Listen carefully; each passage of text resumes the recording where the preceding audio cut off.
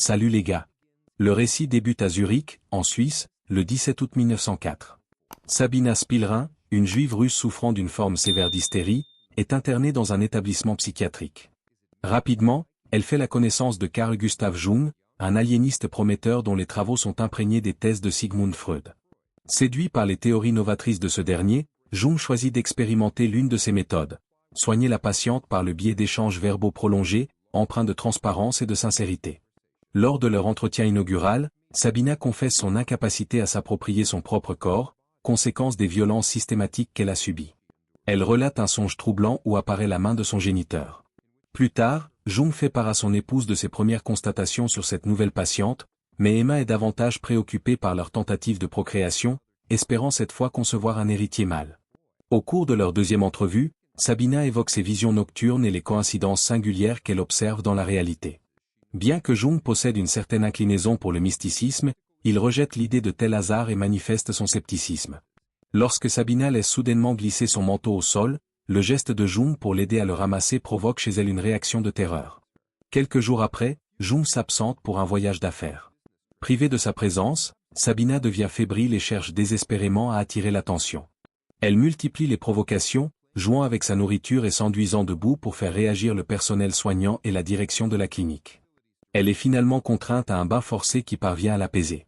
À son retour, Jung lui rend visite et lui propose un suivi plus intensif.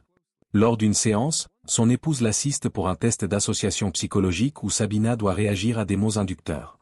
À la grande surprise du praticien, la patiente fait preuve d'une finesse d'analyse remarquable et d'un intérêt manifeste pour la psychiatrie. Elle parvient même à déduire qu'Emma est la compagne de Jung. Des semaines plus tard, Emma met au monde une fille et présente ses excuses à son mari pour ne pas lui avoir donné de fils. Issue d'un milieu aisé, elle garantit à Jung un confort matériel absolu, tout en gardant le sentiment de ne pas être à la hauteur de ses attentes.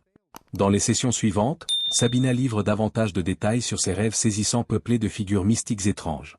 Elle avoue que, dès son plus jeune âge, les châtiments corporels ont éveillé en elle des désirs complexes, lui procurant même une forme de jouissance. Elle admet avoir parfois provoqué ces punitions pour revivre cette sensation. 2 ans s'écoulent, et Jung se rend en Autriche pour rencontrer Freud en personne. Le jeune psychothérapeute expose le cas fascinant de Sabina et recueille les conseils avisés du célèbre docteur. Freud a tendance à décrypter chaque dossier clinique sous un prisme exclusivement sexuel, une vision que Jung ne partage pas totalement, estimant que la psyché humaine est mue non seulement par le désir, mais aussi par l'effroi, la colère et d'autres affects. Ce soir-là, Jung confie certains de ses propres rêves et secrets à Freud, mais ce dernier n'y apporte que des explications purement rationnelles, clamant que son interprétation est l'unique vérité. Plus tard, Jung s'entretient de cette situation avec Sabina, qui semble être la seule à le comprendre véritablement. Désormais ancienne patiente, Sabina poursuit ses études universitaires pour devenir elle-même psychologue, avec un avenir radieux devant elle. Jung accorde une grande valeur à son jugement, et elle convient que tout ne peut être réduit à une cause unique. Elle lui relate également un songe qui se manifeste ultérieurement dans la réalité de Jung, confortant sa conviction que les coïncidences peuvent receler une signification mystique. Freud écrit à Jung pour lui demander de prendre en charge son premier disciple, Otto Gross, jadis un spécialiste de talent, mais aujourd'hui dévasté par ses propres tourments personnels. Otto est obsédé par la recherche du plaisir et se vante d'avoir séduit toutes ses patientes, encourageant même Jung à courtiser Sabina de la même manière. Lors de leur entrevue suivante, Sabina confesse qu'elle doute de ses capacités à être une bonne psychologue. Elle embrasse Jung et lui propose de lui rendre visite à sa guise pour prolonger leur liaison intime. Quelques jours après, Jung consulte Otto pour savoir si la transgression de l'éthique médicale peut être légitimée. Otto est catégorique. Face à des femmes aussi séduisantes que Sabina, il est préférable de consacrer son temps à la volupté plutôt qu'au débat psychologique. Peu après, Otto résout ses propres dilemmes, entame une idylle avec une infirmière, dérobe une échelle et s'évade de la clinique. Résolu à suivre les recommandations d'Otto, Jung rend visite à Sabina. Elle manifeste des préférences et des désirs spécifiques qui rendent leurs ébats privés intenses et diversifiés. Les années défilent et la famille de Jung s'installe dans une nouvelle demeure à la campagne. Emma ne peut concevoir son existence sans son époux et lui fait don d'un yacht aux voiles écarlates. Bien qu'elle soupçonne la présence d'une maîtresse, elle est prête à supporter cette trahison pour préserver l'unité familiale. Ces paroles éveillent la conscience de Jung, qui décide de rompre avec Sabina. S'humiliant elle-même, Sabina le supplie de rester son amie et accepte même qu'il la traite avec rudesse, tout en continuant à graviter autour de lui. Plus tard, Jung et Freud se retrouvent pour confronter leur vision de la psychologie. Freud martèle que l'ensemble des complexes et des pathologies s'enracinent dans le vécu et son interprétation. Jung, à l'inverse, relève des détails insolites et défend de plus en plus l'idée que les coïncidences sont en réalité des structures que l'individu ne parvient pas à discerner. Il met l'accent sur les affects, les songes et la dimension mystique de l'existence. Convaincu que la psychologie ne peut reposer sur un principe unique, Freud, redoutant que des théories trop audacieuses ne ternissent sa renommée, refuse de prendre le moindre risque. Exaspéré par l'obstination de Freud, Jung décharge sa colère sur Sabina, qui continue de satisfaire ses envies. Quelque temps après, les deux hommes tentent une réconciliation en collaborant sur le cas d'un patient, s'accordant sur un diagnostic. Cependant, lors d'une excursion en yacht, Freud informe Jung qu'il a reçu un courrier suggérant que ce dernier entretient une relation sentimentale avec sa patiente. Jung dément, mais craignant que le scandale n'éclate, il met fin à son aventure avec Sabina.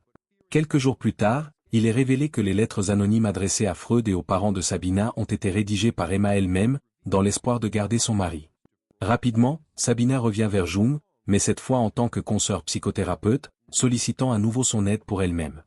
Ses parents ont provoqué un esclandre, persuadés que leur fille est toujours mentalement instable, ce qui l'amène à reprendre ses séances de thérapie.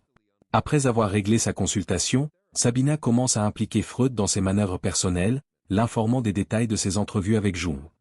Freud, peu enclin à s'immiscer dans les tribulations personnelles de Jung, exige que le litige soit traité exclusivement par voie épistolaire. Sabina reçoit une réponse cinglante et prend conscience qu'elle doit définitivement s'affranchir de son lien avec Jung.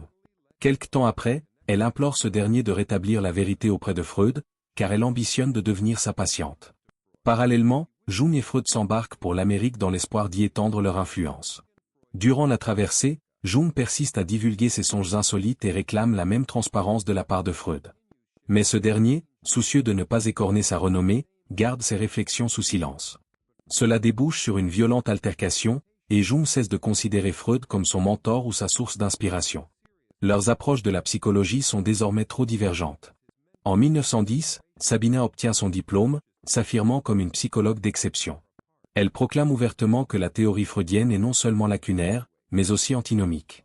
Elle soutient que les relations peuvent mener non seulement à l'autodestruction et à l'autopréservation, mais aussi à l'émergence de quelque chose dépassant l'individualité même, une vision qui captive profondément Jung. Peu après, elle quitte son époux et regagne l'Autriche. En 1912, elle s'entretient avec Freud et déconstruit une grande partie de sa philosophie. Peu de temps après, Jung confronte également Freud par des critiques acerbes, heurtant son ego si violemment que ce dernier s'effondre et perd presque connaissance. Leur correspondance devient de plus en plus hostile à mesure que leur vision du monde et leurs principes psychologiques s'éloignent irrémédiablement. Une année plus tard, Sabina, enceinte, rend visite à Jung dans sa demeure et fait la connaissance de son épouse. Jung se réjouit qu'elle ait fondé un foyer, tout en s'affligeant que cet enfant ne soit pas le sien, car elle demeure la seule femme qu'il ait véritablement aimée. Au cours de leur échange, Jung relate un rêve funeste dans lequel une avalanche de sang submerge l'Europe entière. Sabina n'en saisit pas le sens immédiat, mais en perçoit les résonances mystiques. Peu après, elle s'exile en Russie. En 1914, la Première Guerre mondiale éclate. Otto Gross meurt d'inanition à Berlin. En 1938, Freud est contraint de fuir Vienne face au régime nazi, avant de succomber à un cancer à Londres en 1939. En 1941, Sabina regagne sa terre natale où elle est exécutée par les nazis en raison de sa confession juive. Jung, quant à lui, finit par s'imposer comme le plus éminent psychologue au monde et s'éteint en 1961. Abonne-toi.